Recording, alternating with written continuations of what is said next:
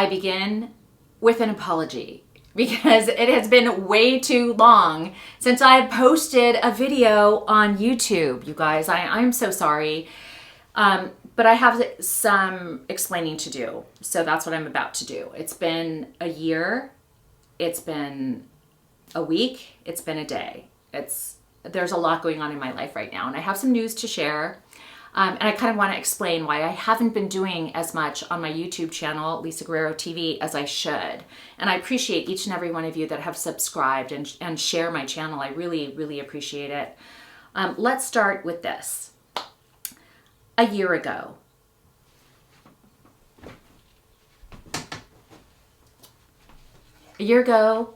my brother Matthew passed away. And he had been battling addiction issues, and he had been battling mental health issues. This is Matthew. He was my half-brother. This is Jenna, my stepsister, and this is Richard, my brother. And all four of us love each other. We're very close. And a year ago, just about exactly, Matthew passed away in a tragic accident that was connected to his mental health issues and his addiction. That started this past year off in a terrible way, as you can imagine. It's been painful for my family and for me, but I have been working, as you hopefully have been seeing on Inside Edition, and I've been muddling through.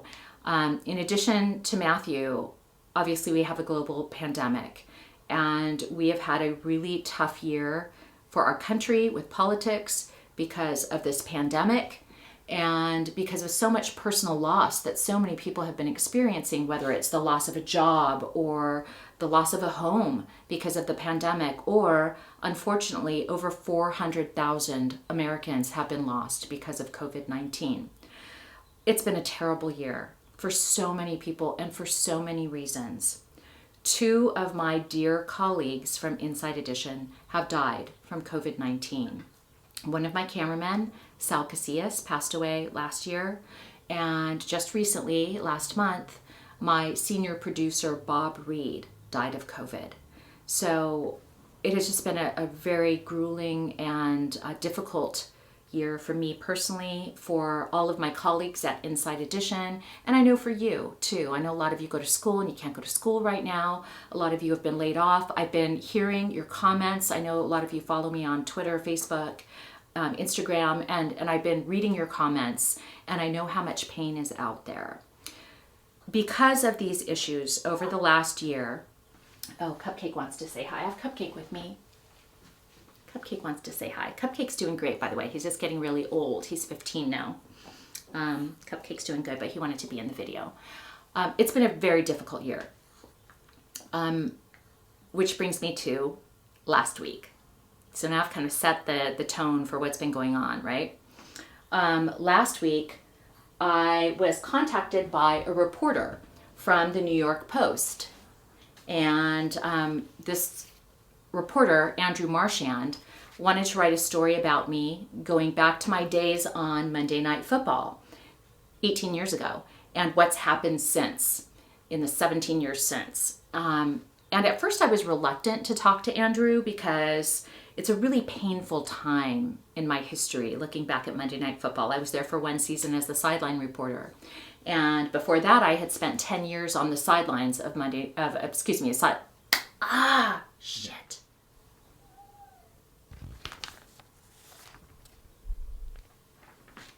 So Andrew Marchand wanted to talk to me about my experience on Monday Night Football for 1 year as the sideline reporter. Then I was fired and had a really depressing, difficult following year. And I rarely talk about those times. I felt like I was bullied in the press and bullied from people on like sports radio, bloggers, etc. But the fans have always been great. The ratings went up when I was on Monday Night Football, and they went down after I left. So I am connected to you guys, the fans, the audience, but a lot of people in the industry were really cruel to me back then. They were really, really mean to me. Cupcake can tell when I'm getting sad because he whines. He's like concerned about mommy. I'm okay. So I rarely talk about that time in my life, but Andrew Marchand wanted to write an article about it. And because I'm writing a book right now called Between a Jock and a Hard Place, and I'm actually writing about those experiences, I thought it would be good to start to talk about it. And I did. And what came out was this New York Post piece, a feature that millions of people viewed. Can you believe it? They just had a huge response from this.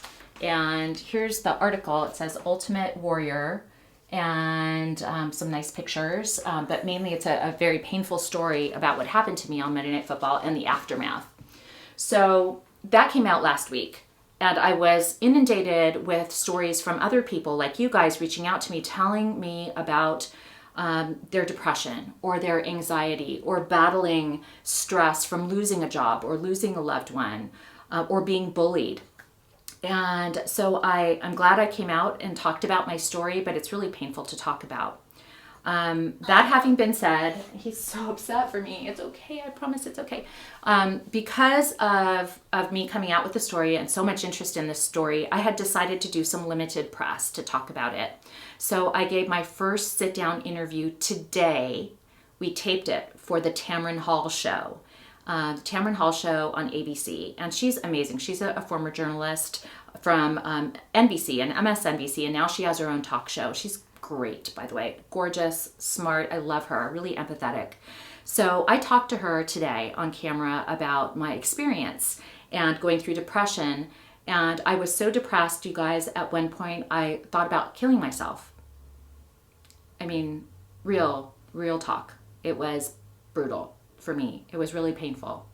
So I talked to her about this, and that show airs on Monday. So next Monday, this upcoming Monday, February 15th. Make sure to watch the Tamron Hall show to see my story.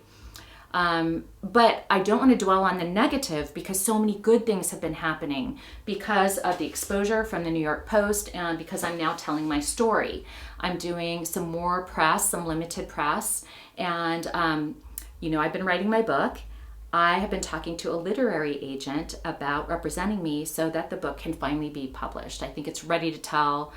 These stories are really timely. They have to do with the Me Too movement, Time's Up movement, my life in professional cheerleading, and then sportscasting, and as an actress, then as a news reporter, and finally as an investigative journalist on Inside Edition. I know you guys love that show, and I appreciate you watching my investigations. So I have a lot to talk about in the book. It looks like the book is becoming more and more real every day, and my work continues on Inside Edition.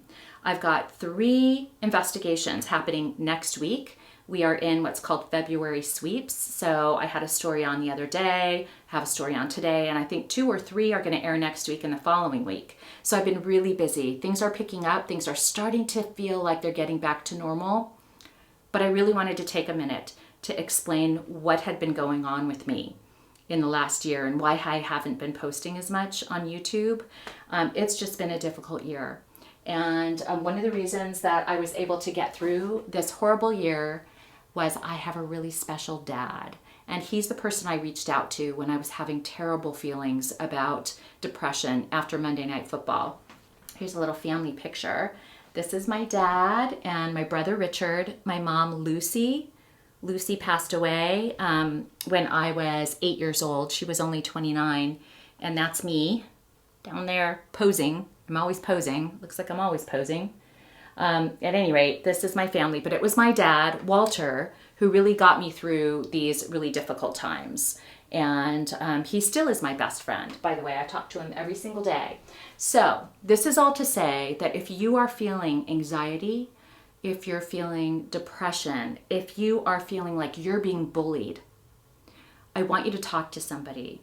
I want you to talk to somebody in your world, in your life that you trust. A parent, a friend, a teacher, a coworker. The first thing you need to do is talk about how you feel. Then I want you to consider talking to a licensed therapist about how you feel, or a counselor, a school counselor. There's also a phone number you can call where you can talk to somebody right away, right now if you need to. It's the National Suicide Prevention Hotline. That phone number is 1-800-273-8255. 855. So make sure you call them if you're feeling any kind of suicidal thoughts. If you're not feeling like you can handle what's going on around you, I want you to make sure that you talk to somebody about that, because those feelings are real and I get it. You look at me and you think, oh, she's got this great job and she wears fancy clothes and look at her hair. Oh my gosh, I love her lipstick. All those things that you comment to me about, and I appreciate them. I'm also a human being, and I have dealt with an enormous amount of anxiety in my life and depression and insecurity, like we all do. And I'm in a great place now. This that happened to me, the thing that happened to me on Monday Night Football was 17 years ago. And that is way in my rearview mirror. That's a long time ago, and I'm not that same person anymore. But I took the time to reach out to my dad and to talk to a therapist. And now I'm like it's like a huge difference in my life. I'm a different person, and I'm so happy that I took those steps when I was feeling sad. And, you know, I talk to groups about this all the time. I do keynote speeches where I go and I talk to companies and I talk to organizations and kids and adults and women's group all over the country about how they can be a more courageous person. I do this whole thing called being brave. Let's try not to break things. Being brave. That's my little speech that I do. So it's really important that I tell my story, that you know that whatever your problems are today, they're not going to be there tomorrow, and they're not going to be there next year or 10 years from now. The thing that happened to me was 17 years ago, and I'm so glad that I was able to deal with it and talk to somebody and move on in my life, just like you will. So I will be posting more here on YouTube and more regularly now that I kind of have the time and I've dealt with the stuff that was in my life over the past year. And I know you're dealing with things too, and I want to hear from you, and I want you to comment down below. And I want you to, again, remember this phone number, and it's the National Suicide Prevention Hotline, 1-800-273-8255. Call that number if you're feeling those feelings, okay?